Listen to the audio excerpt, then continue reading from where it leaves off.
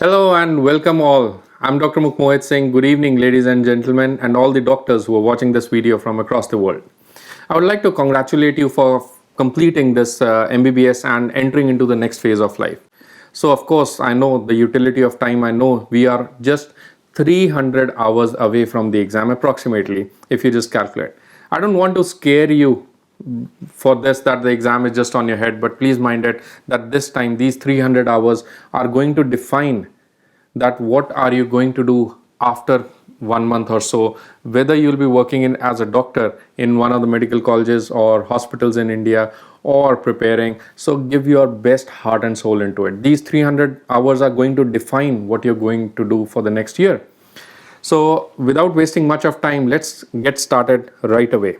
If you see these topics on the screen, you can see that some topics I have bold. I have made them bold. These topics are copied from your prospectus for the MCI NAT board exam. So you can see there are some topics which are bold and they are very frequently asked in the exam. So example for these topics could be basic epidemiology, questions from demography, mother and child health or reproductive and child health, communicable, non-communicable disease, very important topic, one of the most high yield topics, most high yield. Then you have concepts of health, again very high yield, all the PQLIs, health indicators, disability indicators, so many things you need to know.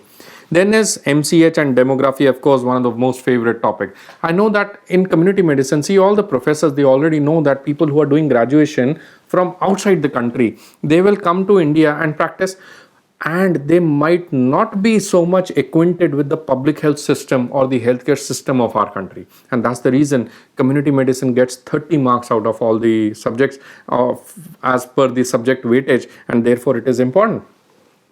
Also, a couple of questions come from health planning and management, including the disaster medicine or disaster management, and that's very, very important. So these are some of your 5-star topics, you can say, which come in your exam. 5-star topics.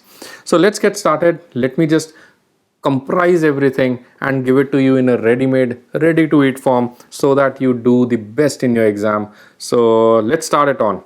First topic is data in PSM. I know many of us are scared till the core of your body that you are frustrated with the data. Let me make it an easy cakewalk for you. So first, I'm giving you only 10 points you need to remember. That's all. So first is annual growth rate. What is annual growth rate? Annual means yearly how much growth rate. In India, the annual growth rate is 1.19. Roughly, you can remember it as 1.2. What is DGR? Decadal growth rate. Decadal means in one decade, decadal growth rate. In one decade, how much is the growth rate of the population? The decadal growth rate as per the census 2011 is 17.64. Next is what is sex ratio. Sex ratio means number of females per 1000 males. It is 936 females for 1000 males. 936, remember, 936 females for 1000 males. Also, 914 female children are there for 1000 boys. 914 is the child sex ratio. Child sex ratio. What is a child in the child sex ratio? It is age 0 to 6 years. Age 0 to 6 years. So less than 6-year children, we have 914 girls for 1000 boys. Adults, we have 936 females for 1000 males. Then is EC rate. EC rate is eligible couple rate. What is eligible couple? Eligible couple is a couple in which the female is in WRA. What is WRA? Women of reproductive age group. Lateral MCQ. What is a women in reproductive age group? The age group is 15 to 49 years. So what is an eligible couple? Eligible couple is a couple in which the female is in reproductive age group. What is the age group? 15 to 49 years. How many eligible couples do we have in India? We have 15 to 18% eligible couples in India. 15 to 18% eligible couples in India. Next is what is literacy rate. Literacy rate is how many people who can read or write. So there are a couple of controversial definitions into it. So I'll just try to ease off the controversy or the doubts for you. What is literacy rate? Literacy rate. Literacy rate is number of people who can read. Please write it in the comment box. What do you want to say? Number of people who can read and write, or read or write, or only write. What do you want to say? Please write it in the comment box. So anyways, let's get started. Literacy rate is number of people who can read or write in any language age more than 7 years. So earlier we were taking a crude literacy rate, that is any age people who can read or write in English language or their mother tongue, but now the definition has been slightly modified. It is number of people who can read or write in any language age more than 7 years is known as effective literacy rate. The effective literacy rate in our country is roughly approximately 74%, with Kerala topping all the states. Kerala has the maximum literacy rate in our country. Next is a couple of questions on TFR and CPR. What is TFR and CPR? TFR is known as, I'll take a next page. TFR is known as total fertility rate, and CPR is known as couple protection rate. See, under the National Family Planning Program in our country, National Family Planning Program, do you know, is the largest program in any country across the world. The National Family Program of our country, of India, is the largest program. I'm not saying health program. It is the largest program of any country across the globe. So it is pretty big because it caters to 135 crore population. So anyways, TFR is total fertility rate. What is total fertility rate? Please remember the definition. Write it in your copy somewhere. It is the total number of children. Total number of children a female is going to bear during her entire reproductive years, assuming the current or the present age specific fertility rates. That is the technical definition of TFR, total number of children. Highlight the word children. It is not the daughters, it is total number of children born by a female during her reproductive years, assuming the current age specific fertility rate. The TFR for our country is 2.2. What is couple protection rate? Couple protection rate is number of couples who are protected. Common sense, right? So if there are 100 couples, out of them, if 60% of the couples are protected, mind the number. Out of 100 couples, if 60% of the couples are protected, it will give a TFR of 2.1. And if the TFR is 2.1, the NRR will be 1. What did I say? I said that if the couple protection rate of any area is 60%, it will give you a TFR.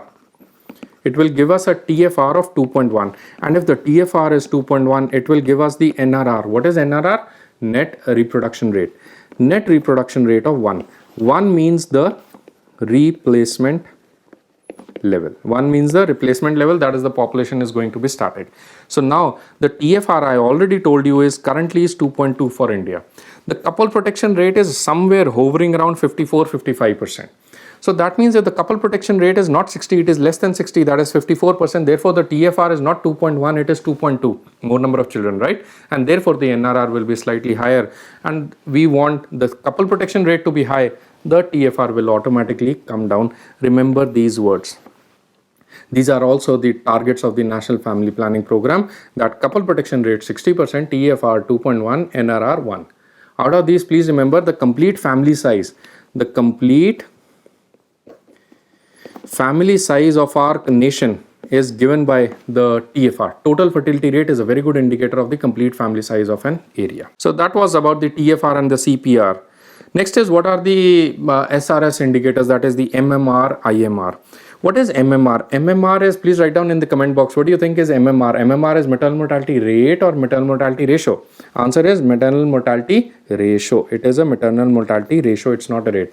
How do you define MMR? MMR is number of maternal deaths divided by the total live births multiplied by 100,000. Every word is an MCQ over here. The numerator is number of maternal deaths. Number of maternal deaths dying due to pregnancy or related causes within 42 days of delivery divided by the total live births multiplied by 100,000 is called as MMR, maternal mortality ratio. The current MMR in India is 113. Next is what is IMR? IMR is infant mortality rate. What is an infant? Infant is an infant, right? Infant is a child who is less than 1 year of age. So infant mortality rate is number of infant deaths, that is number of children dying less than 1 year. So number of infant deaths divided by the live births multiplied by what? Multiplied by 1,000. Multiplied by 1,000. It is defined as per 1,000 live births. The current IMR in India is 32. So unfortunately, believe it or not, but unfortunately out of 1,000 live births, out of 1,000 live births, unfortunately 32 deaths happen for children age less than 1 year. Next is what is U5MR. U5MR is under 5 mortality rate, the current under 5 mortality rate, that is number of under 5 deaths divided by live births. Under 5 deaths divided by live births multiplied by 1000, that is known as under 5 mortality rate. The current under 5 mortality rate is roughly approximately equal to 39. So 38, 39, just beat the numbers. You see the numbers. So out of 1000 children, 39 children are dying less than 5 years. Out of those 39 deaths, 32 are dying within 1 year. So getting it, so 80-85% of the total population who's dying is within 1 year rather than within the 5 years, right? So anyways, you just focus on the numbers right now in your these exams, and that's what you need to remember. The next is about HDI. I know many of you are again scared of these development indicators, but let's take them very easily. What is HDI? HDI is Human Development Index. The current, this topic that I'm doing is the data, right? Will not go in much into the detail about HDI, but just for your important things, that HDI takes into account 3 gross indicators. It takes into account the life expectancy of a child at birth. So at birth, what is the chances of a child to live till certain age, till 40 years of age? That is known as life expectancy at birth. Second indicator they take into account is the knowledge or the schooling indicators, mean years of schooling and the gross schooling rate. And third indicator is about the income. So income is taken in terms of the purchasing power parity. The HDI for country India in year 2019 was 0.647. So that is the latest HDI, and the country stands at a wonderful rank of 129 amongst the global ranking. So India is at 129 rank with a HDI of 0.647, taking into account the 3 gross indicators regarding the life expectancy at birth, the knowledge and the income. So these were a couple of your frequently asked questions on data. Next is, let us talk about the formulas. I know you must be excited about this slide as well. As I am excited about this slide, we'll talk about the formulas again. So I have tried to consolidate all the formulas in a single page for you. Let's discuss all the formulas now. So first is, what is relative risk and what is odds ratio? Please remember that relative risk is given by the formula incidence exposed divided by the incidence in non-exposed. Incidence of the disease in exposed divided by incidence of disease in non-exposed. Relative risk is also called as risk ratios. Next is, what is odds ratio? Odds ratio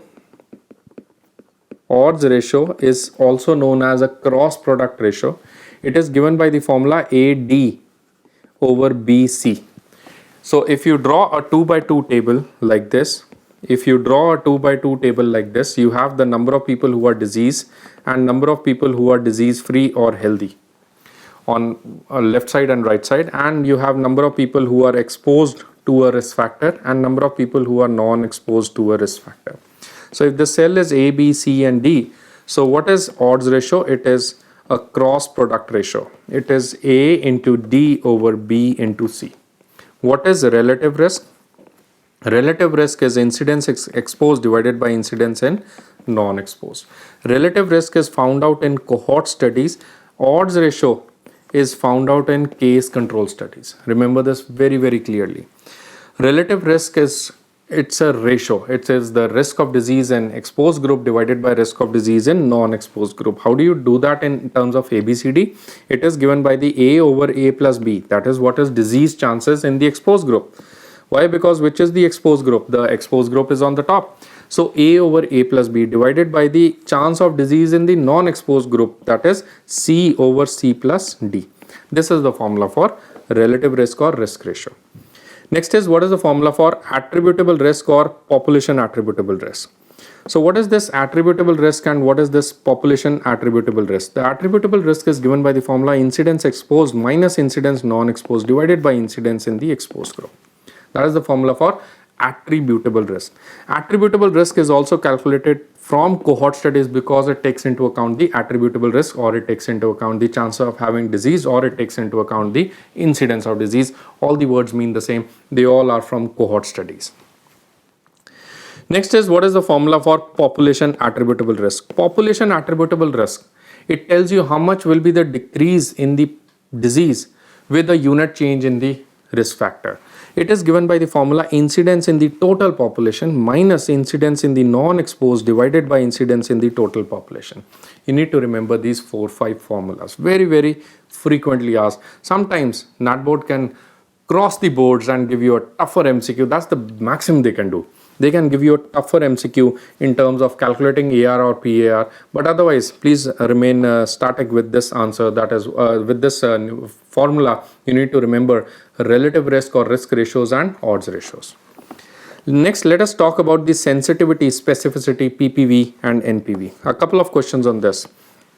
So if you again draw the box, if you have disease plus people and disease minus people, and you have some people who are test positive and you have some people who are test negative.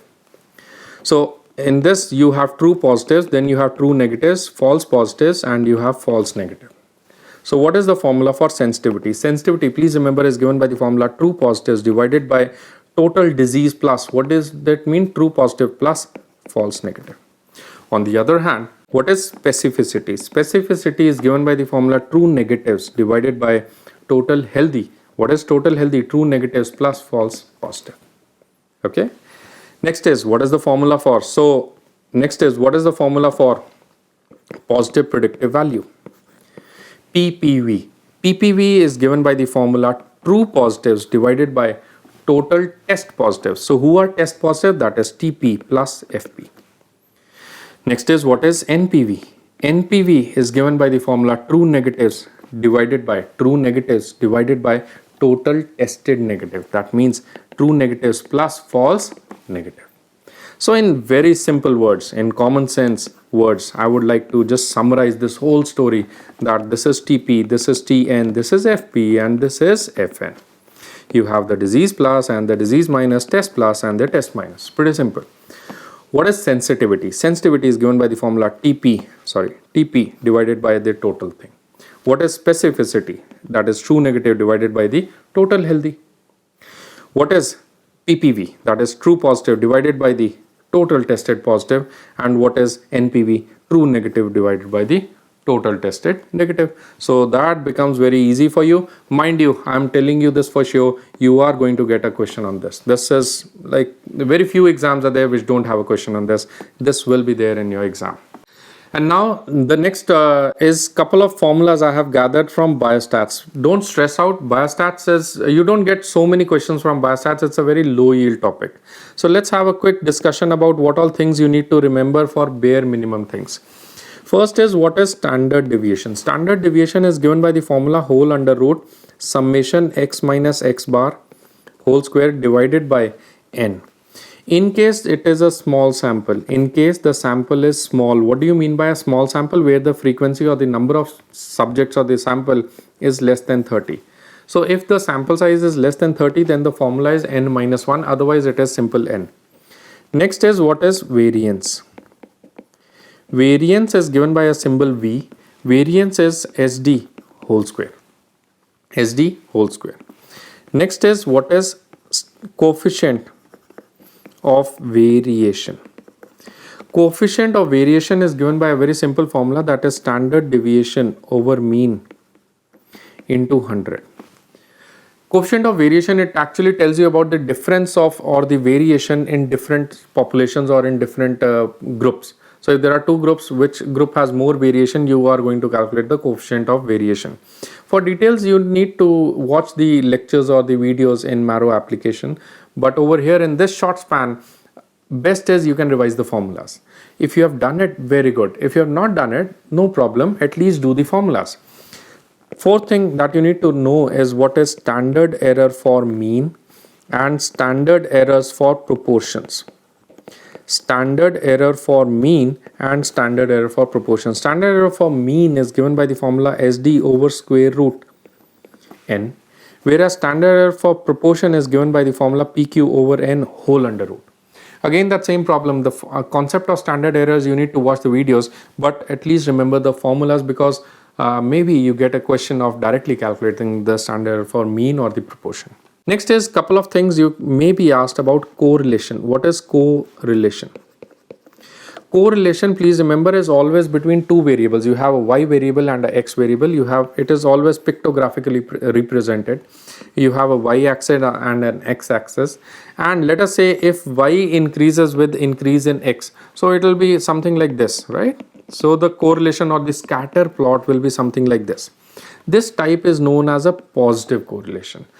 Correlation is represented by a symbol r. R, the value in positive correlation, R is equal to +1. Let us say now there is a scenario where the y-axis is there and x-axis is there, and y is decreasing with increase in x. So then, don't you think the scatter plot will be kind of inverse, like downslope? So if the scatter plot is downslope, this is known as negative correlation, and R is equal to -1. So R -1 is negative correlation, R +1 is equal to positive correlation, and if R is equal to 0, that means no correlation. No correlation. Next is, what is regression? Regression. Nothing very serious, it's again very low yield. In fact, the whole biostats is low yield for MCI FMG exam. Regression means prediction, predictability. So sometimes we use prediction curves or regression analysis to define some variables. For example, your cholesterol level, the level of your HDL or triglyceride may determine the lumen size of your coronary arteries, right? Or the prediction of getting a coronary artery disease by the number of triglycerides or HDL or LDL level in your body. This type is known as a regression. It is given by an equation y is equal to a plus bx. Just remember, this is a regression equation. It tells you about prediction. Correlation tells you about a relation between two or more variables. Odds ratio and relative risk, they tell you about association between two variables. So that is about regression, coefficient of variation, SCP and SEM. Next is couple of questions on what is GFR, TFR, GRR, NRR. Now this is important topic. This you cannot afford to leave. What is GFR, TFR and all these things. If you talk about GFR, TFR, what is GFR? GFR is the total number of children, mind the words that I'll be saying, total number of children which a female will bear during her reproductive years, during her women of reproductive age group, during her reproductive age group, that is 15 to 49 years, is known as GFR. It's a general fertility rate, GFR, general fertility rate. What is TFR? TFR is total fertility rate. It is also the same formula, total number of children a female will bear during her reproductive years, assuming the current age specific fertility rates. Assuming the age specific fertility rate, that is known as TFR. So TFR in simple words is an improvisation of the GFR. Next is, what is GRR? What is GRR? GRR is gross reproduction rate. Gross reproduction rate, it is given by the formula, it is total number of daughters which a female will bear. So it is not the total number of children, it is the total number of daughters which a female will bear during her reproductive age group, assuming the age specific fertility rate, that is known as GFR. So GFR is an improvisation of the TFR. Next is what is NRR? NRR is the number of daughters which a female will bear during her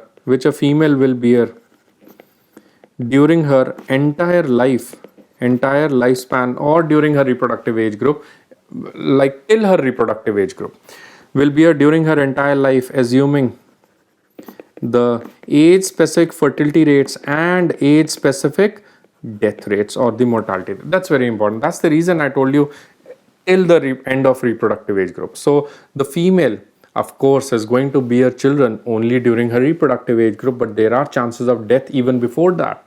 So NRR is one of the most refined indicator for population growth, for understanding or evaluating the impact of family program. Please mind it, TFR is for family size.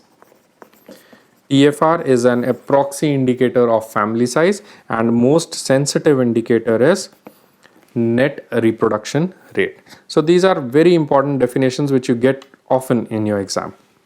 Next is, what is the formula for Pearl's index? Pearl's index is given by number of accidental pregnancies divided by the number of women months of exposure multiplied by 1200. In case it is number of women years of exposure, in case we put it as number of women years of exposure instead of months, then the multiplicative factor will be 100. So Pearl's index tells you about the number of accidental pregnancies if a female is using some type of contraception. It is number of accidental pregnancies divided by women months of exposure or women years of exposure multiplied by 1200 if it was months, or multiplied by 100 if it was years. That is Pearl's index. What is dependency ratio? Dependency ratio, that is number of dependent divided by independent. It's a ratio. It is number of dependents divided by independent. So who are dependent? It is age of children less than 14 years of age and age of adults more than 65 years of age. We consider this population as dependent population divided by the independent, that is from 14 till 64 years of age is independent population, multiplied by 100. That is the formula for dependency ratio. So pretty easy. Dependency ratio will tell you about how much economically productive population is there in our area. The next is biological value of protein. If you talk about some of the questions from nutrition, the biological value of protein, or what is technically called as the net protein utilization. Net protein utilization, it is a composite indicator which takes into account the digestibility coefficient and the biological value. It's a multiplication. It is biological value multiplied with the digestibility coefficient. What is digestibility coefficient? It is the amount of amino acid absorbed divided by the amount of protein which is ingested, multiplied by the biological value, that is the amount of nitrogen retained in the body for body mass, divided by the amount of amino acid absorbed. Right? So this is known as net protein utilization. What is biological value? It is the amount of nitrogen retained in the body for body mass, for bodybuilding, divided by the amount of amino acids which are absorbed from the protein diet. That is biological value. So what is the technically final formula for NPU? It is amount of nitrogen retained in the body for body mass divided by the total protein intake by the body, multiplied by 100. That is the technical right formula for net protein utilization. It is maximum for egg. Remember, the egg has the highest net protein utilization of around 95 to 97. Next is couple of questions from corrected effective temperature. If you talk about this corrected effective temperature, there are a couple of questions from environment. What is effective temperature and what is corrected effective temperature? CET, it takes into account 5 or 4 parameters. So what are those parameters? It takes into account the air temperature. It takes into account air humidity. It takes into account air velocity or air movement. It takes into account the cooling power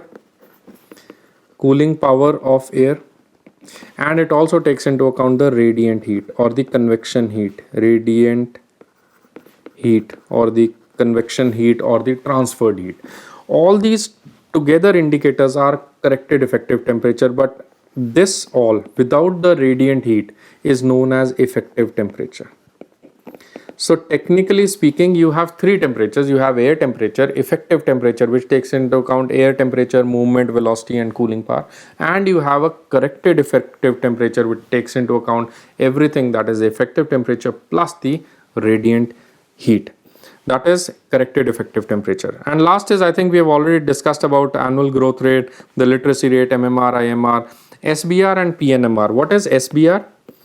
SBR and what is PNMR? SBR is the stillbirth rate. It is total number of stillborn babies, stillbirths, divided by the total births in an area. Divided by the total births. It includes the live births and the stillbirths. There are controversial definitions for this. For developing countries, we sometimes use the total birth, or we use only the live birth, because that is a robust data that we get. But generally speaking, if you get one answer marks total births, the denominator is total births. That's what the WHO says, because in most of the countries, both the stillbirths and the live births are always recorded. Next is, what is perinatal mortality rate, PNMR? The perinatal mortality rate, it is given by the concept that it includes the perinatal deaths. So what is perinatal mortality rate? It includes the stillbirth rate and the early neonatal mortality rate. What do you mean by perinatal? It includes death of fetus after 28 weeks of gestation and early neonatal deaths. What do you mean by early neonatal death? The death of a child within 7 days of delivery. So it includes death of a fetus after 28 weeks of gestation or after period of viability. Of course, I don't want to get into period of viability controversy. It may be 22 weeks or 28 weeks, depending on different situations or different government guidelines. But generally speaking, we take 28 weeks for all the developing countries. We take 28 weeks as the period of viability. Anyways, that's a separate controversy. For your exams, I don't think anybody will ask you this controversial thing, but please remember, perinatal takes into account the stillbirths and the early neonatal death. When do you have early neonate? 0 to 7 days. What is late neonate? 7 days till 28 days. What is neonate? 0 till 28 days. So please remember, 0 to 28 days is neonate and 0 to 1 year is infant. Remember these terminologies, okay? So that's all about the famous 10 formulas and your ugly datas from community medicine. And now, I don't know how much you guys are enjoying this, but we have covered most of the important topics from your formulas and datas in PSM. Let's go ahead and see some of the definitions in PSM, and let's try to revise them more or learn them in an enjoyable way. What is sporadic? Sporadic means here and there. Tetanus, anthrax, all these are sporadic cases. That means just remember it is scattered cases.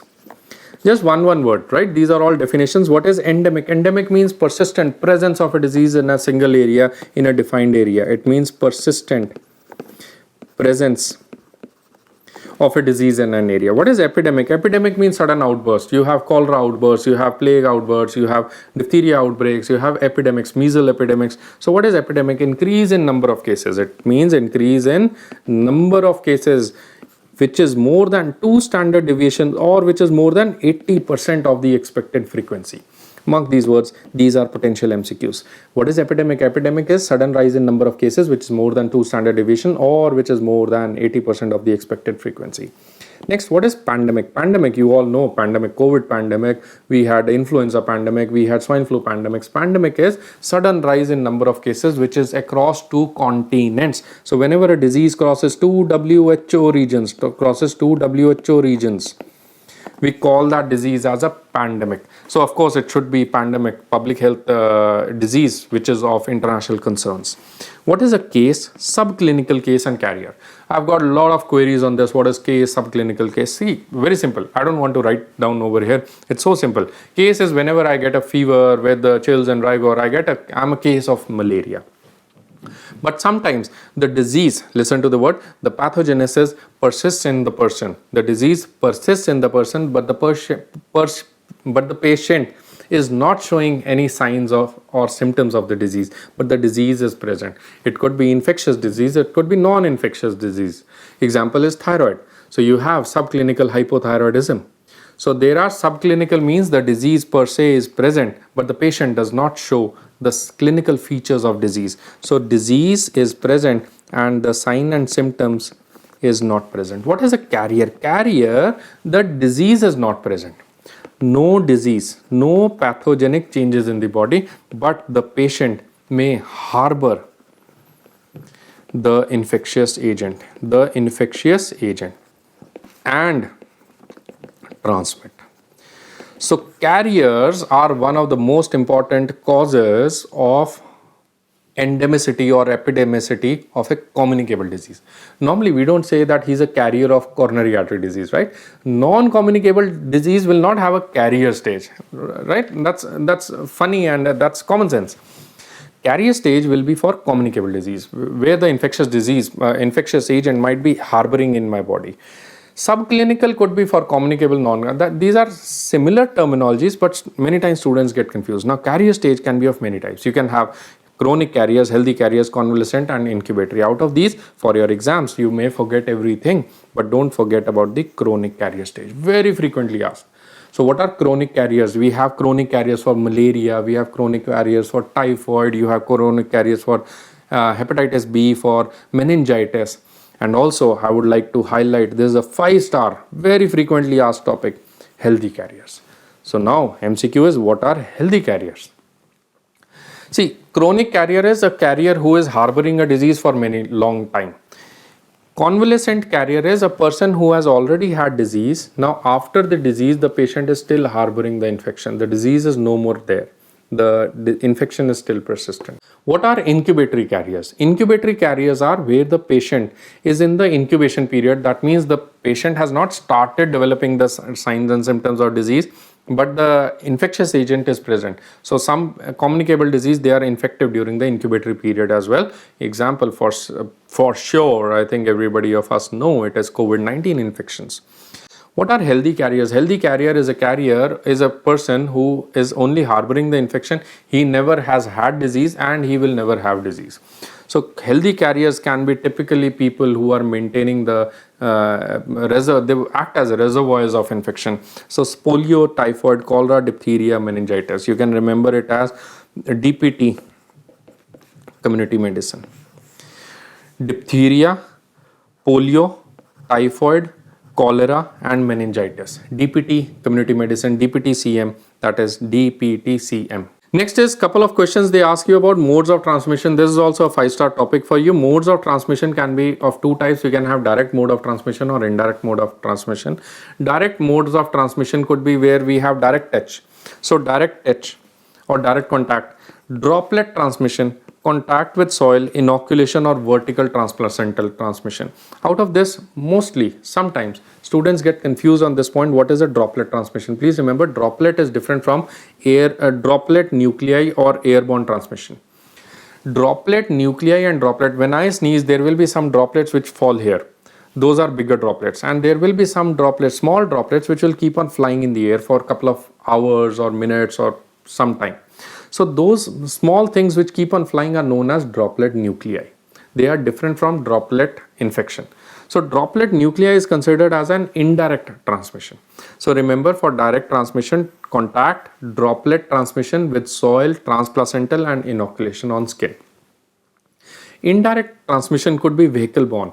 What is a vehicle borne? It could be food borne, water borne. All these are vehicle bornes. Blood borne. Vector borne means arthropod or any mosquito.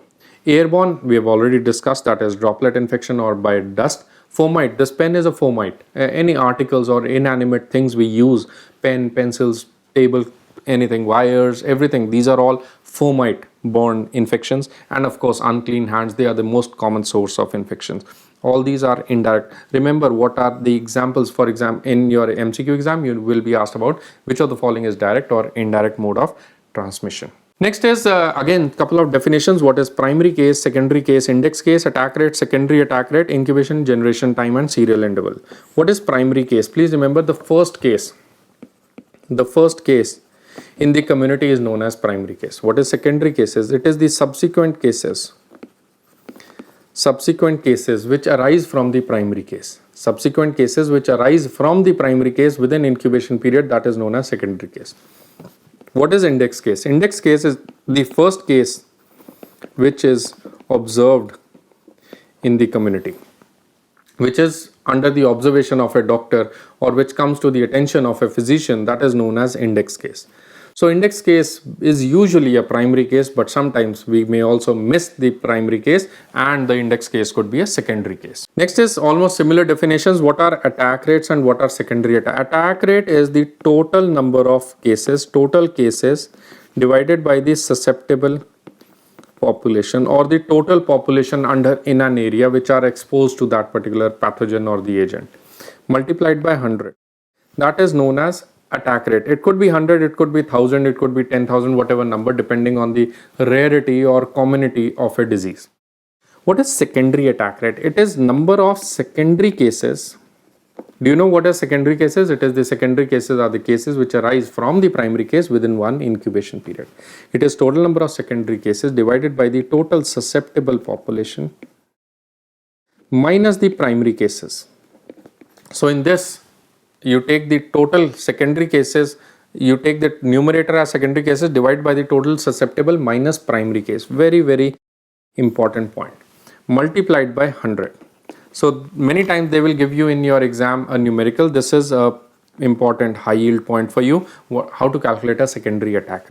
Next is what is incubation period, generation time and serial interval. Incubation period is time difference between the entry of the pathogen and the first sign and symptom of the disease. What is generation time? It is the time between the entry of the organisms and the maximum communicability of the disease, that is, or of the agent, is known as generation time. Generation time is MCQ. It is also an extrinsic incubation period. It is considered as extrinsic incubation period. Next is what is serial interval? Serial interval, nothing very special. It is the time difference between the primary case and the secondary case.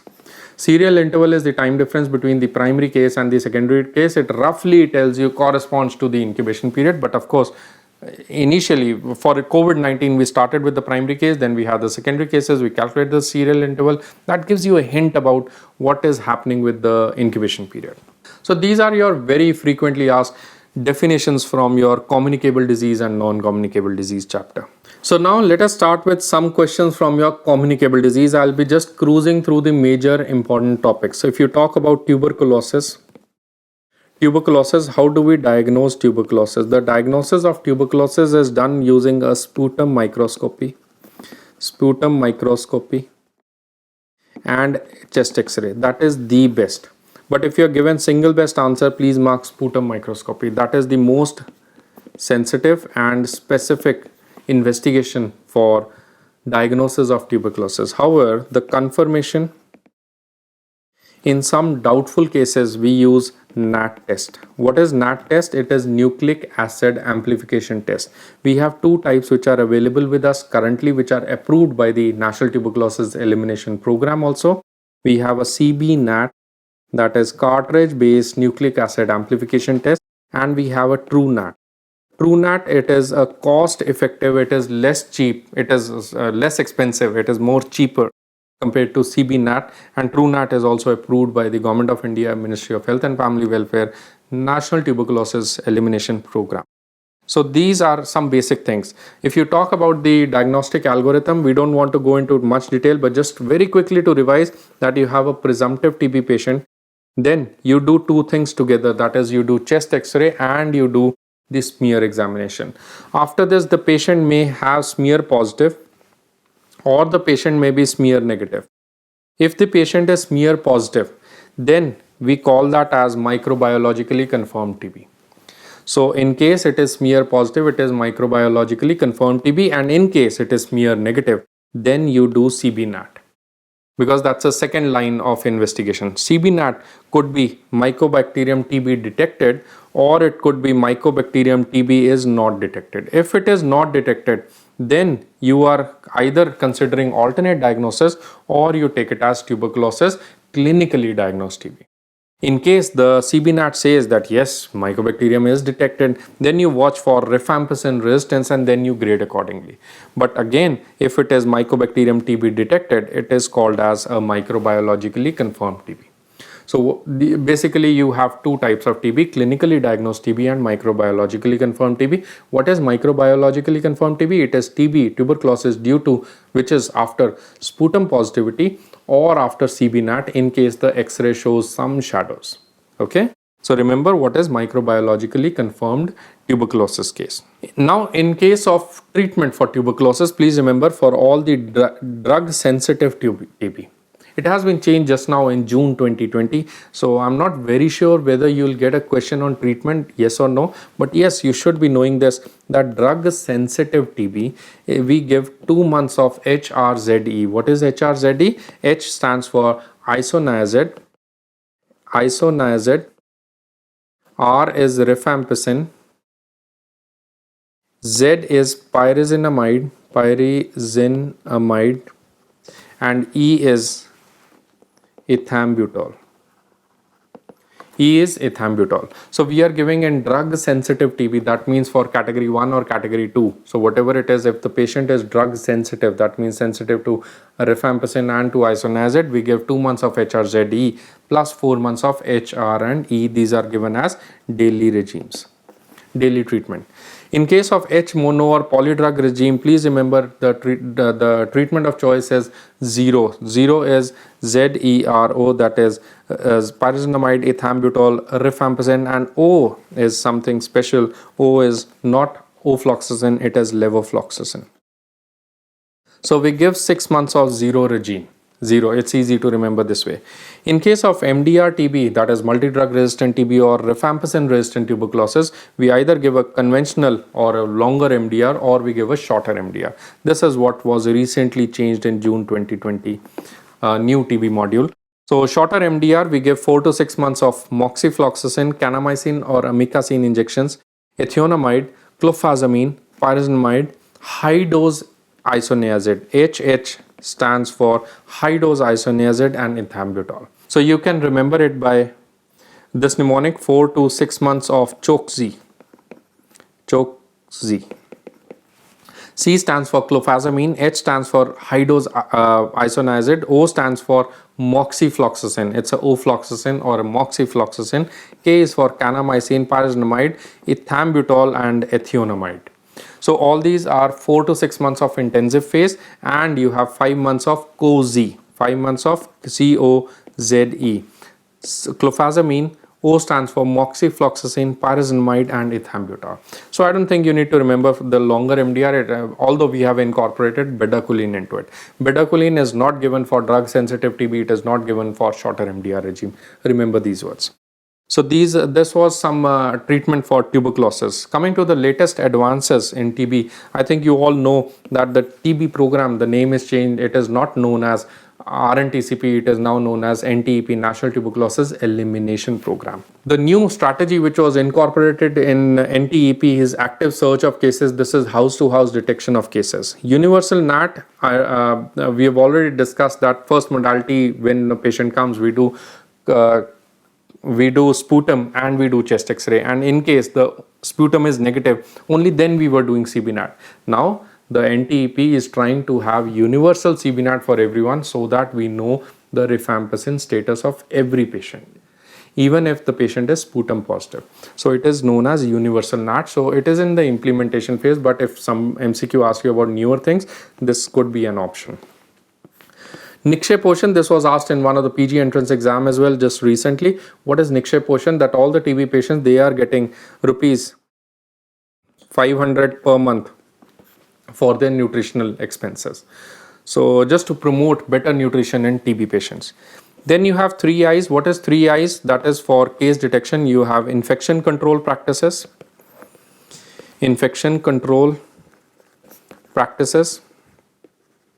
or infection control and prevention practices. Then we have the isoniazid preventive therapy, that is IPT. And lastly, we also have the intensive case search. So that's a new strategy under NTEP, National Tuberculosis Elimination Program, that we are doing 3 I's: intensive case control, isoniazid preventive therapy for all children aged less than 6 years. We are giving at the rate of 10 milligram per kg body weight of isoniazid, and we have infection control practices in all the TB centers across the country. Some of the MCQs from NACO and HIV. What is the target of this program? The target of this program is to achieve 90-90-90. What do you mean by 90-90-90? 90 people of all the people should be diagnosed. All the people who are diagnosed, 90% should be put on treatment. All the people who are put on treatment, 90% should have viral load remission. So 90% should be diagnosed, 90% should be treated, and 90% should have the effective treatment, or the outcome of the treatment should be positive. That is known as 90-90-90 strategy. How do you diagnose HIV? Diagnosis of HIV is based on rapid test, or the ELISA test, which are the initial screening tools. However, we also have the diagnostic test, which is the Western blot. In case we talk about the treatment for HIV, the standard triple drug therapy for ART. The standard triple drug therapy for ART is TLE, that is tenofovir, lamivudine, and efavirenz. Please remember there are some exceptions that in people with renal disease, tenofovir is not given. Please remember that in people with renal disease, tenofovir is not given, it is replaced with abacavir. In children, age less than 10 years or weight less than 30 kgs. In children, age less than 10 years or weight less than 30 kgs. Again, tenofovir is replaced with zidovudine. In case of anemia, or if the HB is less than 9 gram percent, zidovudine is to be replaced with abacavir. It is to be replaced with abacavir. In case of children age less than 3 years, please remember efavirenz is not given, it is replaced with lopinavir ritonavir boosted combination. So these are some of the exceptions that you need to remember, but overall, all said and done, this is the treatment modality, that is triple drug regime, that is tenofovir, lamivudine, and efavirenz. Next is, if we talk about the prevention modality for HIV, the prevention could be post-exposure prophylaxis. The post-exposure prophylaxis for HIV, the standard drug is, we have 2-drug regime and 3-drug, but of course by WHO and by Ministry of Health and Family Welfare, now we are following the 3-drug regime, that is tenofovir plus lamivudine plus lopinavir ritonavir boosted combination, that is given for 28 days. It is to be started within 72 hours of exposure to HIV, known case of HIV, and we are giving a standard 3-drug regime. In case lopinavir ritonavir boosted combination is not available, then the alternate is TLE. Same answer, that is tenofovir, lamivudine, and efavirenz. It is to be continued for 28 days. A couple of points I would like to highlight over here, that in NACO we also conduct a HSS. What is HSS? It is HIV sentinel surveillance. Under HIV sentinel surveillance, you have 3 categories. We are doing sentinel surveillance in bridge population. We are doing sentinel surveillance in high-risk groups and general population. Out of these, which are those groups? Please remember that you have female sex workers, male to male, intravenous drug abusers, TG and H, that is transgender or hijra group, single male migrants, long distance truckers, ANC females. They do not include the RTI, STI centers. They do not include the STD clinics. They do not include the fishermen group. They were earlier part of the HSS surveillance, but now since 2016-17, these are not included. These RTI, STI centers, STD clinics, fishermen, they are not included. And of course, TB sites, these are not included under the HSS surveillance. Lastly, what are link ART centers and link worker schemes? Don't get confused. Link ART centers are nothing but sub-district level centers where the ART treatments are available. Link worker schemes are community people who are going to link the community with the NACO program. So link worker scheme, it's a scheme launched by the NACO people, and in which link workers will be generated in the community who are going to link the services and ensure that the services reach the required people or the targeted population. That is the link worker scheme. So of course now there are many more communicable diseases to discuss, but due to paucity of time, I'll be talking about mainly important ones like rabies, leprosy, malaria, and probably we'll discuss a little bit about polio, myelitis, and the National Health Program. Rabies, if you want to remember, the salient features that you have to remember is pre-exposure guidelines, that is before the dog bite. What is the pre-exposure guideline? That is, you need to take 2 site intradermal injections on 0 day and 7 day. That is going to give us good amount of vaccine efficacy. and the protective antibodies in your body. Post exposure, if you are never vaccinated, if post exposure, that means after the dog bite. So if you are never vaccinated, so in those cases we give 0, 3 and 7, 0 day, 3rd day, 7 day intradermal injection 2 sites. This is a new regime. It is known as Institute Pasteur de Cambodge regime. Institute Pasteur de Cambodge, that's a place in Cambodge, and there is a Pasteur Institute. So you can just remember IPC regime, Institute Pasteur de Cambodge regime, and it is on 0, 3 and 7 day intradermal 2 sites. In case the patient had taken either pre-exposure or the patient had taken post-exposure vaccine, and then there is a dog bite. So if the dog bite is within 3 months of any of the vaccines, then you don't need to do anything.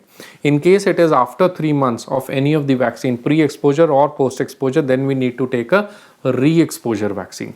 What is the re-exposure guidelines? Re-exposure is 0 day and 3 day intradermal injection 1 site.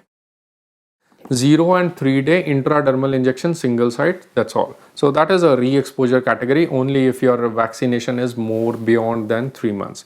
Please remember, rabies immunoglobulin, earlier we used to give annually, but now the latest recommendation is rabies immunoglobulin is only to be given once a lifetime. So if you've already received 5 years, 10 years back rabies immunoglobulin, there is no need to repeat the rabies immunoglobulin again. It's pretty expensive. Next is a couple of things about leprosy. Leprosy, there are 2 types of leprosy. We have a paucibacillary leprosy and a multibacillary leprosy. What is the difference between multibacillary and paucibacillary? Multibacillary is more than 6 or more than 6 lesions. Paucibacillary is less than 6 lesions. So for paucibacillary, the treatment, and multibacillary, the treatment is same. Paucibacillary 6 months, multibacillary 12 months. Simple. So what are the drugs that we give for treatment of leprosy? Don't go into dosage and frequency, it's not required. What you need to know is that for any kind of leprosy, pauci or multi, we are giving Dapsone as daily treatment. We are giving Dapsone as daily treatment, whatever the leprosy is, right? In case of multibacillary or paucibacillary, we also will give the rifampicin and clofazimine. Rifampicin is always given once a month.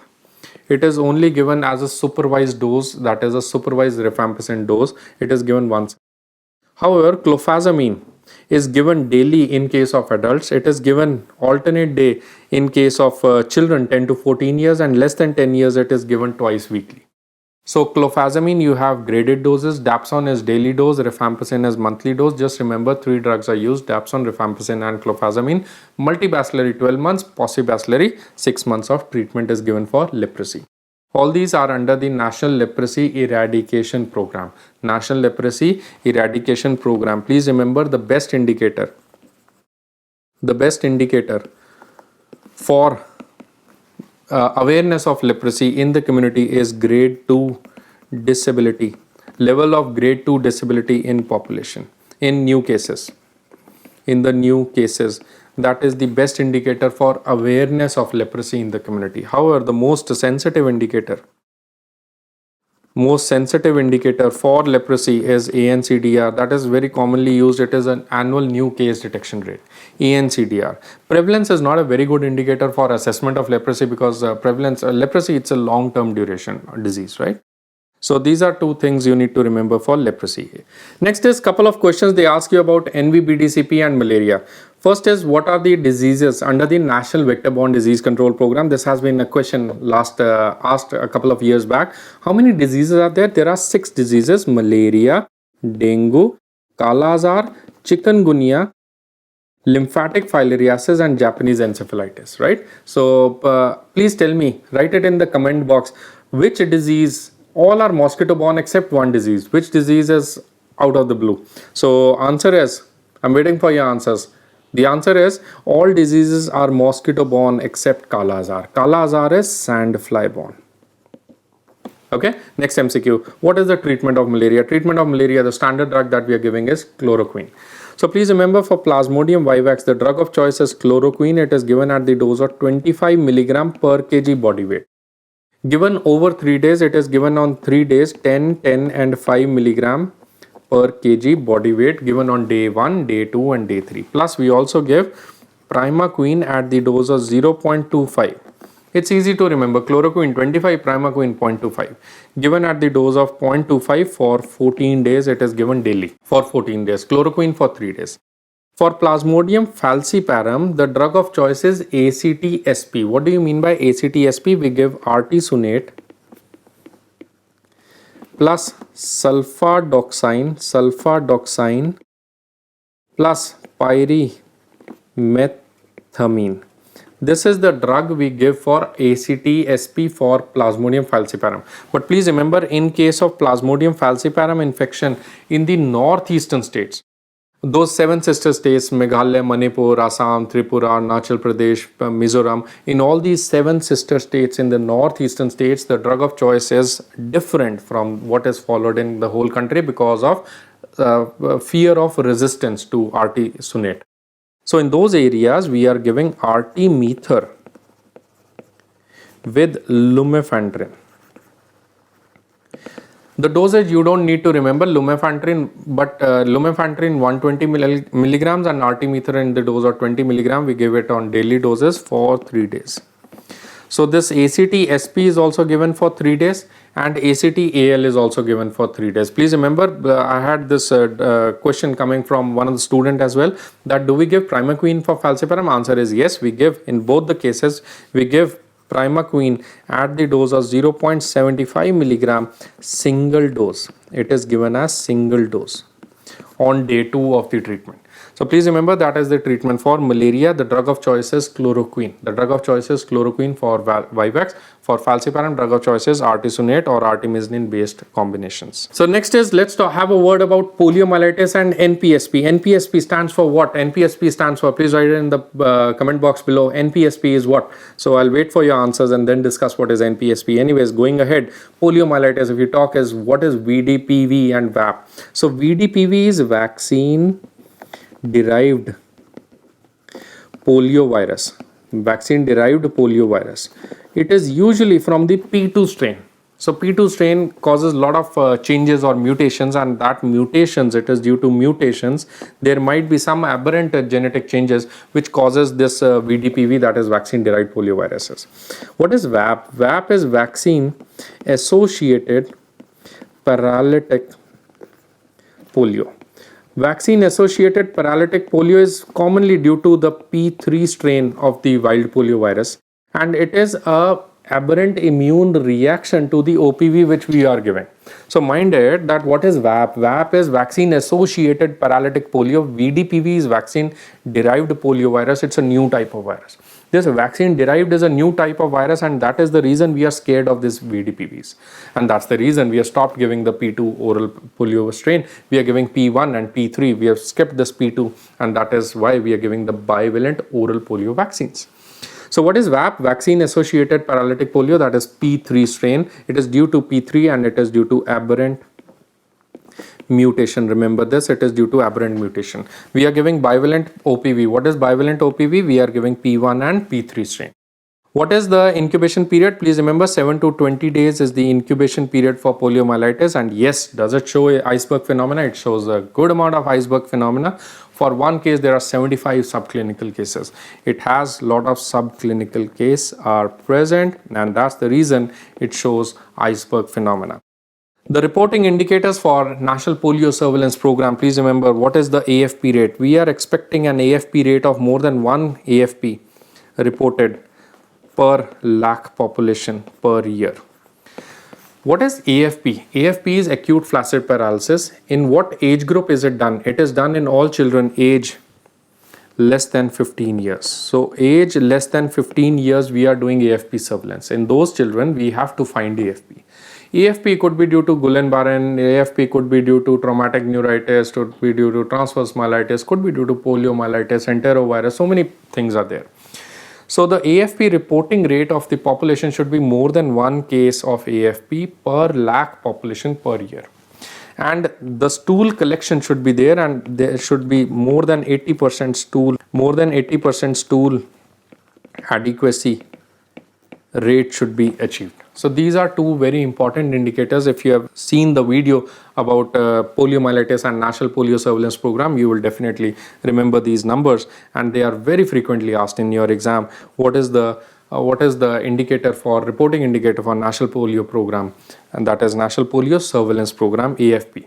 Next is let us come to the biggest topic, that is the MCH, RMNCH and preventive pediatrics, preventive obstetrics all together. So let us talk about some of the new schemes under this RMNCH or the RCH program. The first is something called as Suman scheme. What is Suman scheme? Suman stands for Surakshit Matritva Ashvasan.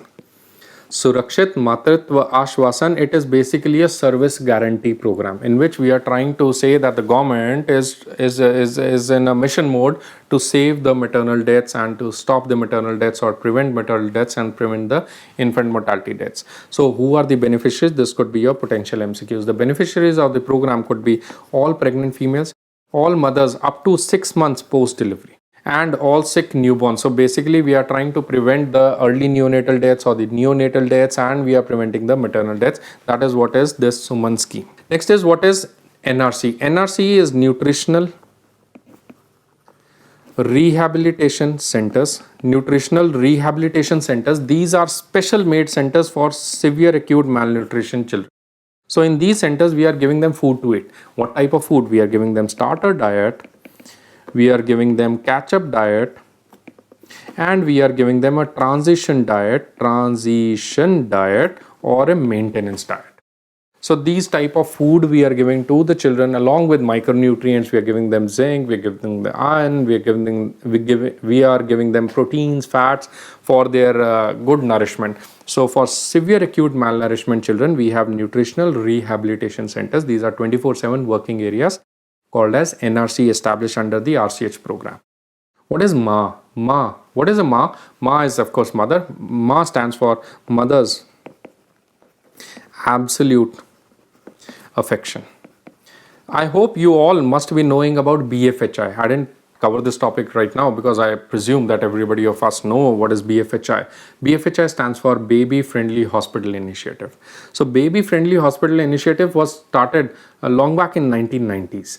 And then in year 2017, we came up with this concept of MA, Mother's Absolute Affection. It is to promote breastfeeding in rural areas or in urban areas. So basic modality is almost, the concept is same, to promote breastfeeding, because that is the best nutrition that we can give to early neonatal or during the neonatal period.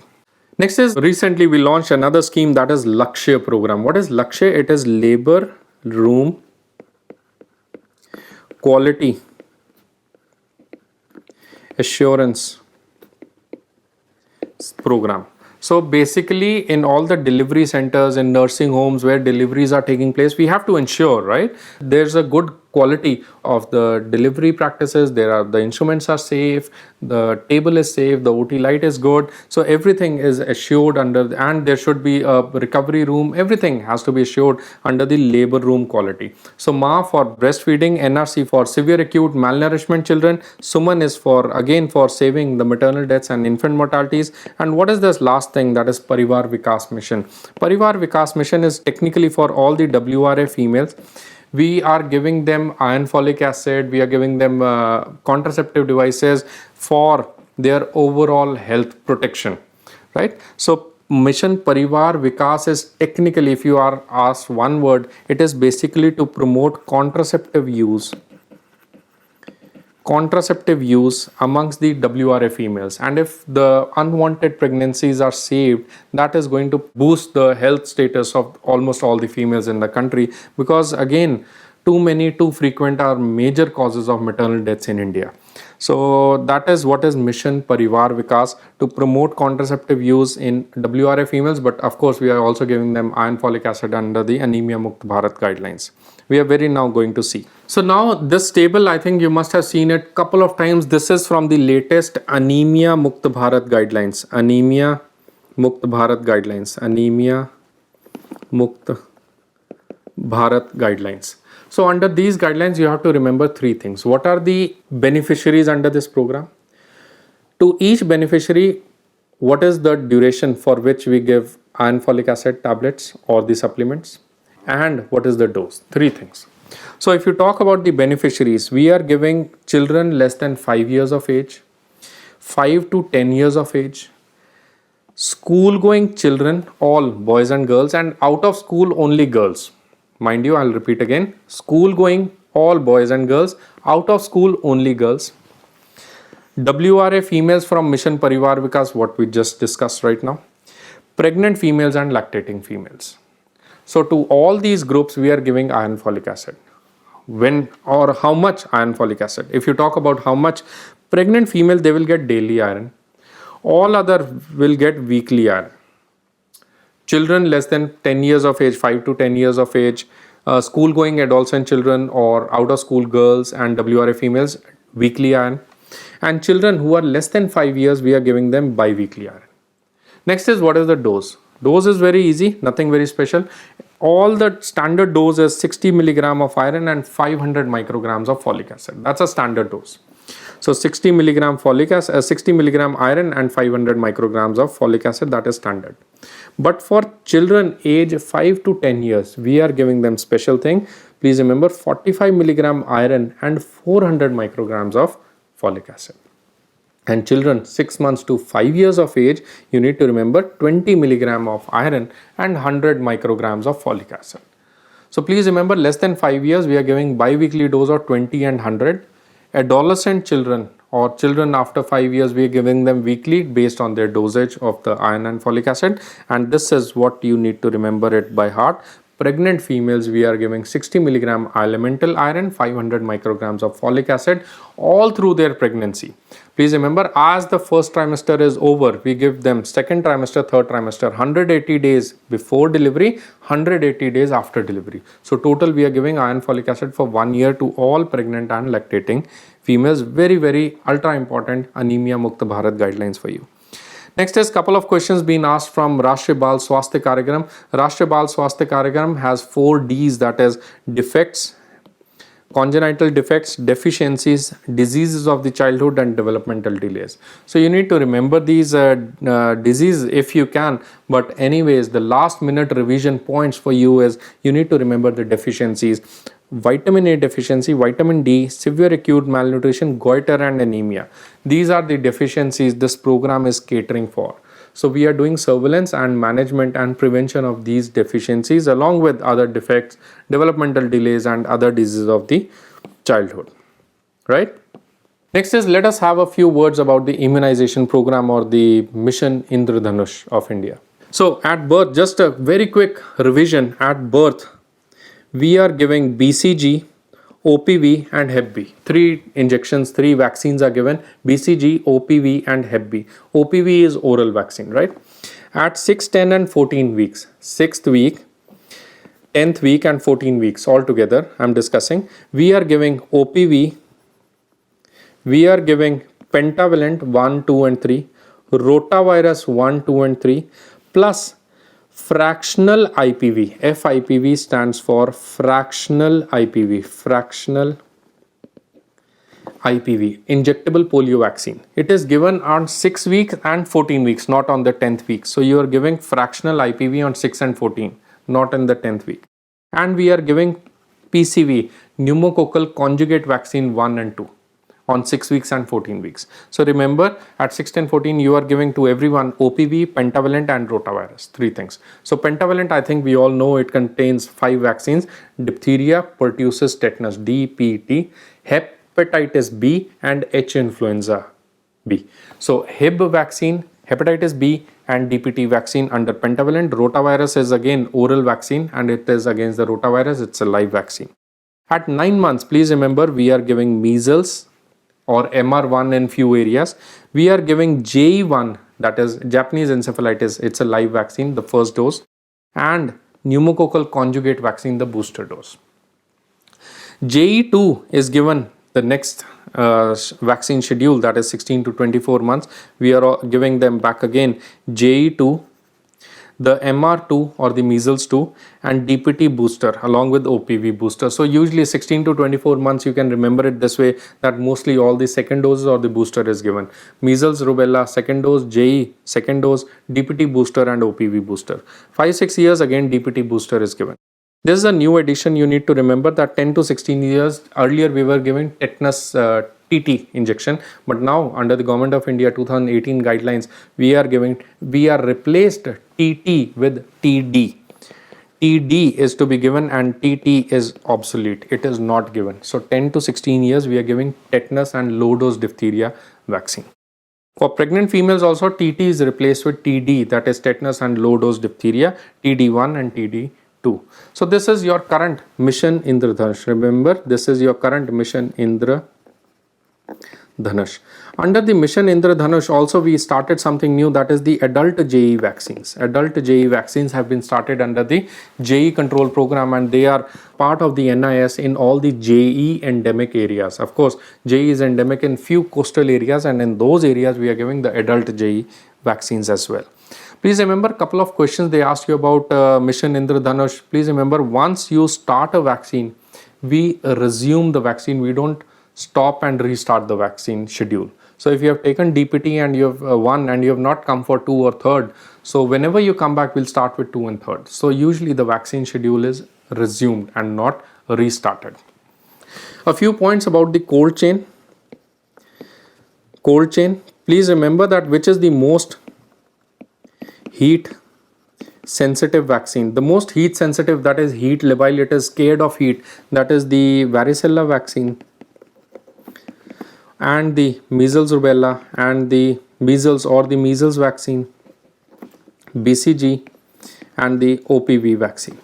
So out of these, if somebody asks you which is the most heat sensitive, usually we say that OPV, it's a liquid vaccine, it is one of the most heat sensitive vaccine. Next is, what is the most freeze sensitive vaccine? If you talk about the freeze sensitivity, the freeze sensitive vaccines are hepatitis B vaccines and DPT or all the T series vaccines.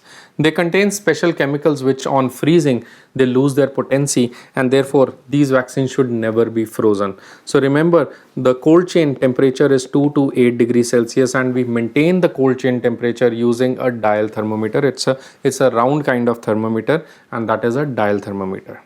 So now I'm in the 3rd phase of this session and we are going to talk about some of the recent advances and miscellaneous topics in community medicine. So without wasting much more time, let's get started and do the confusing terms. So a lot of times you get these MCQs like, what are these MDMS? That is, it's not MD or MS, it's midday meal scheme or midday meal program. Please remember that they mean the same. Midday meal program or the midday meal scheme, it means the same. It is basically to provide nutrition to all children who are in primary school and they are attending the schools. So technically the concept is to promote literacy. We are giving them half of their protein requirement and 1/3 of their energy requirement per day. So whatever is the recommended daily allowance for that particular age group children, half of their protein and 1/3 of their energy requirement is being funded by the Government of India. It is under the Ministry of Education. What is Indradhanush scheme and Mission Indradhanush? Mission Indradhanush, we already talked, it is regarding the immunization. Mission Indradhanush scheme is under the ESI program.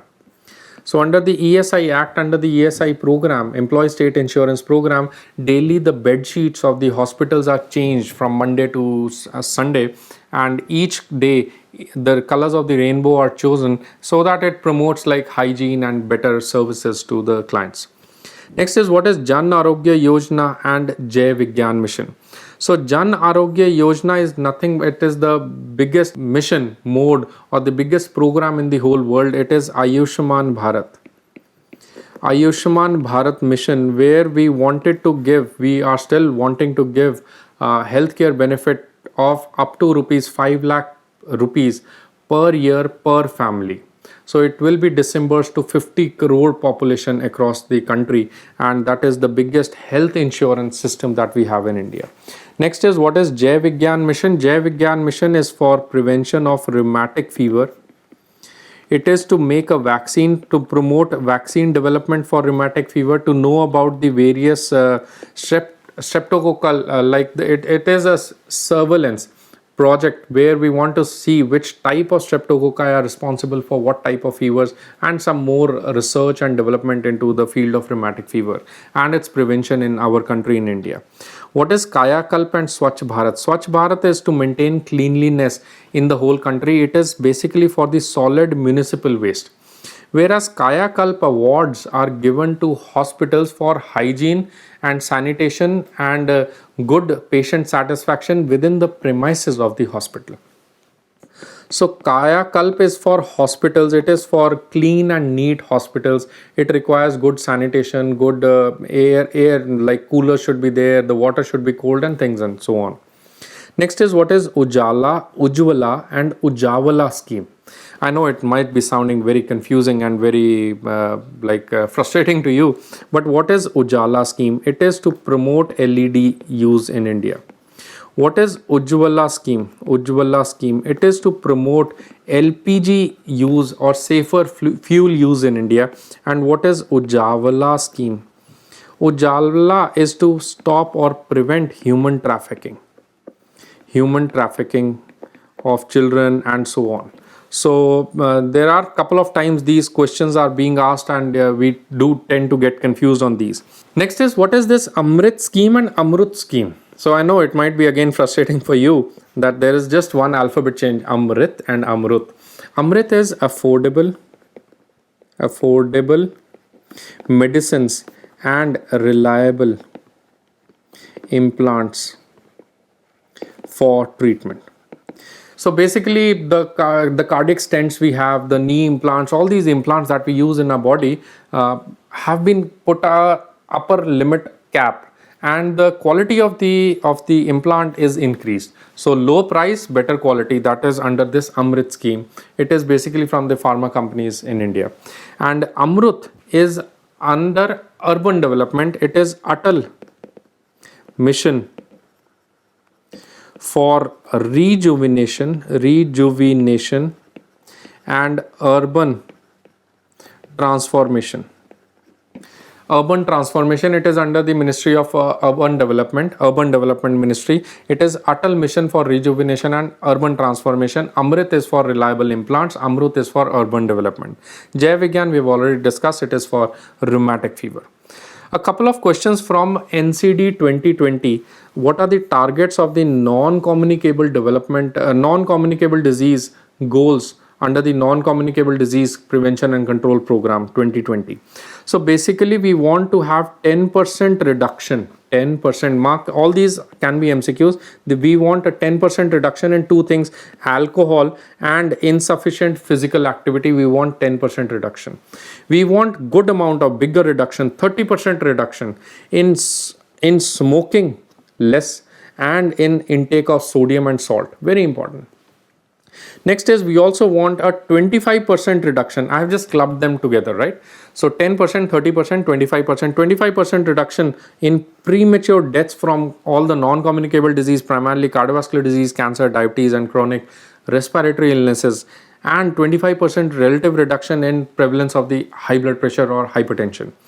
So technically speaking, we want to stop the non-communicable disease by using these targets for us, and we want to halt the incidence of diabetes and obesity, and at least 50% of all the eligible population to receive drug therapy to prevent heart attacks and stroke, and at least 80% availability of technology and essential medicine. This can be a direct MCQ. It has been asked a couple of times in the previous medical PG entrance exam, and it can be a new or prospective MCQ in the FMG arena as well. Next is, let us have a word about the biomedical waste. Biomedical waste has 4 categories. We have yellow category, red category, blue category and white category.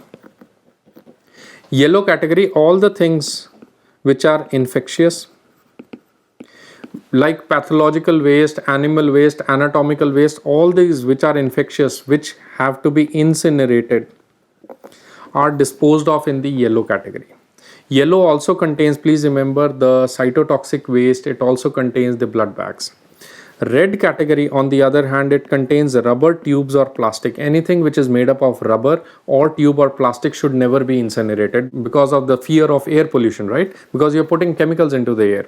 So rubber, tube, plastic, we usually recycle them or send back to the manufacturers. So the disposal is recycle or send back to the manufacturer depending on the use, but all the catheters and everything, they go into the rubber, into the red waste. Blue category is blue A and blue B. We are using glass for blue A, and all the implants, the orthopedic implants, they are discarded in the blue category, and we have to disinfect some of the implants and then reuse. Again, they are reused or recycled. White category is for all sharps and metals. For all sharps and metals, we use white category, and they are either shredding or mutilation, and then recycled back in the metal industry. So this is just a broad classification. If you talk about the yellow waste can further be classified into these 8 type of categories. You have human waste, animal waste, soiled waste, discarded medicines, chemical waste, liquid chemical, linen, and microbiologically or biotechnological or lab waste.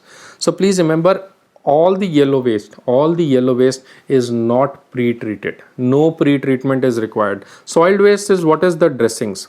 So a lot of times you get a question that HIV patient dressing is there, should I put pre-treat, yes or no? No pre-treatment. So there is no pre-treatment which is required. But for the liquid chemical waste, what is the liquid chemical waste? We have like X-ray, hypofluid, or we can also have some of the insecticides or pesticides which are chemical, or we can have liquid chemical waste like body fluids, like feces, like fecal matter, like pleural taps, like ascitic tap, peritoneal tap, anything. So all these body secretions, they can be infected. So we need to pre-treat them. We need to pre-treat them before disposing. They have to be disinfected. Very important. So mark the word, where do you need pre-treatment? We need pre-treatment of the yellow F category. Also, you need pre-treatment of the beddings or the linen. You cut them into pieces, then disinfect them and then dispose. So there is pre-treatment over here also.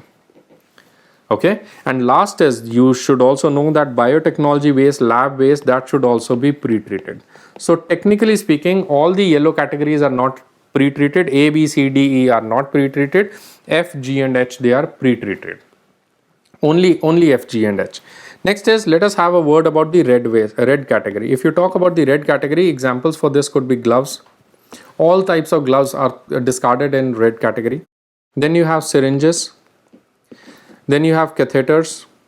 Then you have urine bags, catheters, Foley's tube, Ryle's tube, nasogastric tube, anything which is rubber tube or plastic, it has to be disposed of in red category. In red category, there is no need of pre-treatment. We dispose of the red category, and basically in the common biomedical waste management facility, in this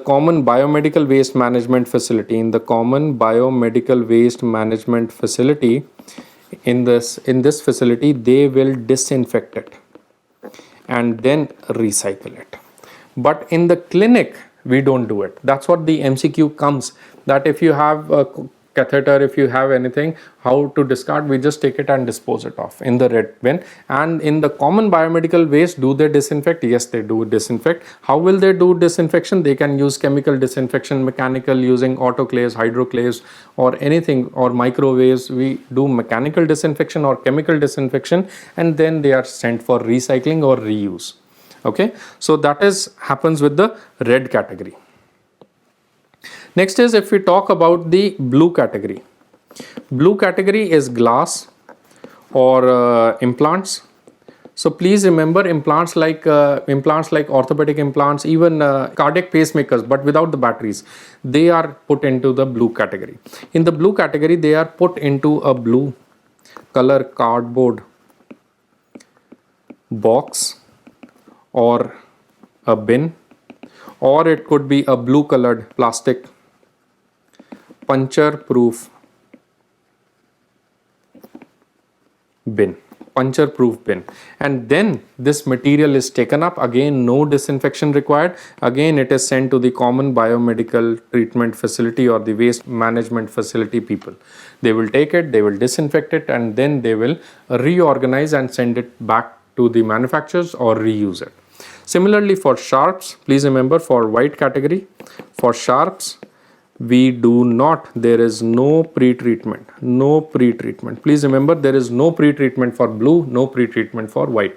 No pre-treatment, and directly goes to the common biomedical waste treatment facility people, and they will disinfect it, and then they will either reuse it or shred it or do whatever they want. So please remember, these are your guidelines under the Biomedical Waste Management Guidelines 2016 amendment January 2020. So this is what is the common biomedical waste guidelines. Please remember, one question which can be asked is, what happens to the cytotoxic waste? Cytotoxic waste is yellow category. It is yellow category. All the discarded drugs and all the medicines is also yellow category, but cytotoxic waste. Please remember, it's a special category which is not a part of biomedical, but still it is taken as yellow category. Where do you discard the blood bags? Please remember, blood bags are discarded in the yellow category. Blood is red color, right? And red is discarded in the yellow color. Urine is yellow color, it is discarded in the red category. So that's how you can remember it. Urine goes to red, blood goes to yellow. So remember, urine bags in the red category, blood bags in the yellow category. Okay. Next is we should also have a word about the ESI program. Lot of questions come from ESI. ESI is under the Ministry of Labor, and it is Employee State Insurance Scheme. The basic unit is a state level program. It is a state level program, and there have been some changes based on which you get MCQs. Please remember, the insurance premium for employee and employer is 3.25 and 0.75 respectively. 0.75 for the employee and 3.25% of the wage is given by the employer. So these are the premium sharing which has been revised this year.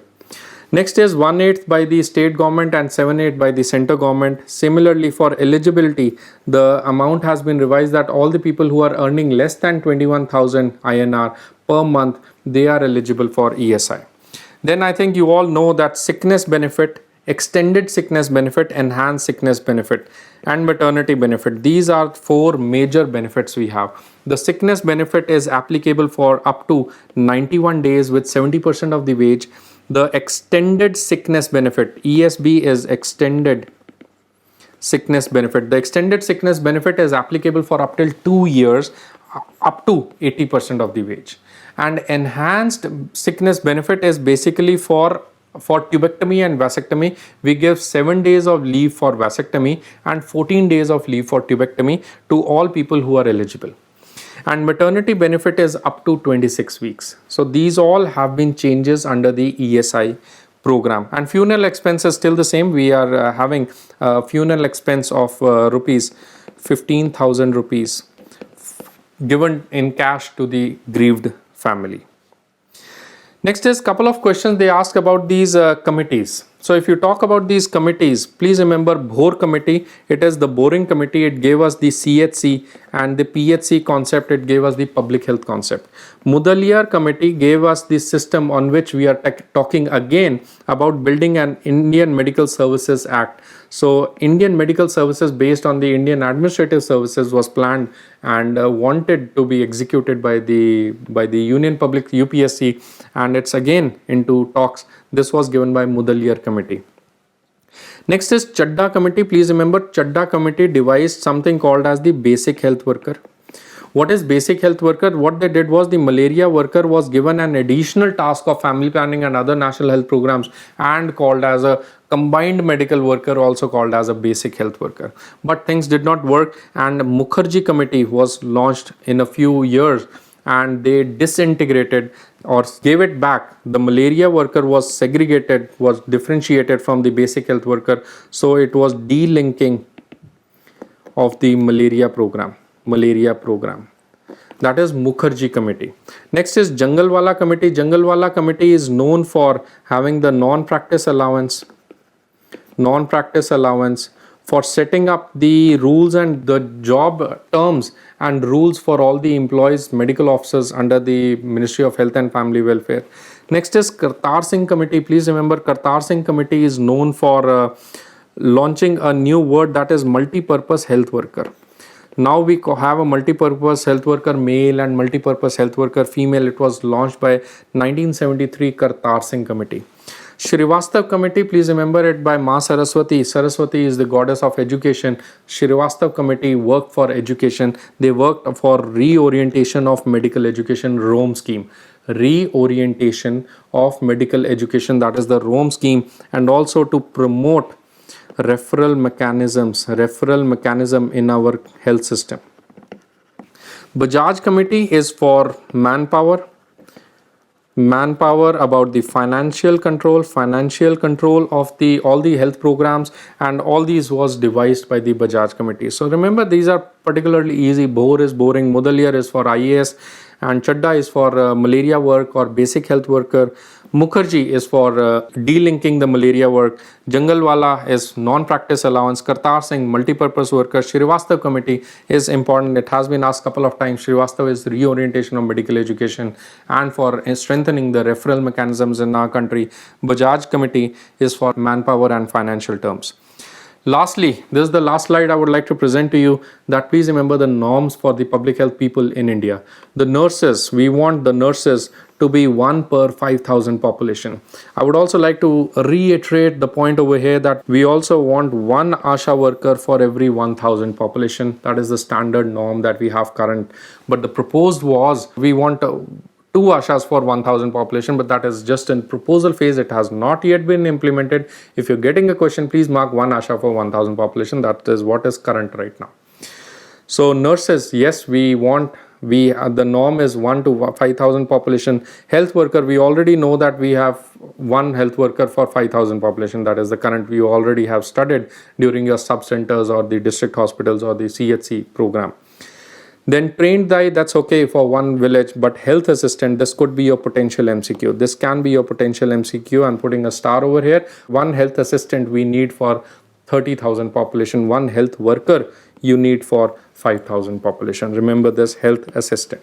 Pharmacist, again very crucial. We have 1 pharmacist for 10,000 population, and similarly 1 LT lab technician for 10,000 population. You need to memorize these suggested public health norms, and that is what we are currently following in India. Apart from this, I would also like to say about the Anganwadi system. We need 1 Anganwadi for 400 to 800 population. 1 mini Anganwadi is for less than 50 to 150 population. So please remember, 1 Anganwadi, 400 to 800 population. If you get 1 answer, mark 800. That's a better answer. But if 800 is not there in the option, please feel free to mark 1000, because generally speaking, we build 1 Anganwadi for 1000 population. But if there are bigger area, then we try to divide in the multiples of 800 population. Okay. So these are the suggested norms. So with that, I'd like to thank you so much for attending this video, and I would like to say that in these next 300 hours that you have, next 5-7 days that you have, 10 days you have, put your heart and soul into it. You should be putting that much effort that if you stand in front of a mirror after this, then you can say this, yes, I did whatever best I could have done. Don't leave any stone unturned. You might miss your food, you might miss all your things, but don't miss your revision. At this junction, 80 to 90% of your time should be going into solving MCQs, MCQs, and MCQs, and MCQs. Nothing else. Keep on revising in this manner that I have taken like maybe around 2 hours with you. So we keep on revising like this, that whatever you started in this much time, you condense this, then this, then this. So in this much time, I could have given you, this is the best possible which I could have done. I wish you all the very best. Keep on revising and do a lot of MCQs. Mark my words, give your best shot this time. All the very best, and hope to see you in a medical college working as a specialist doctor very, very, very, very soon. All the best. Bye-bye.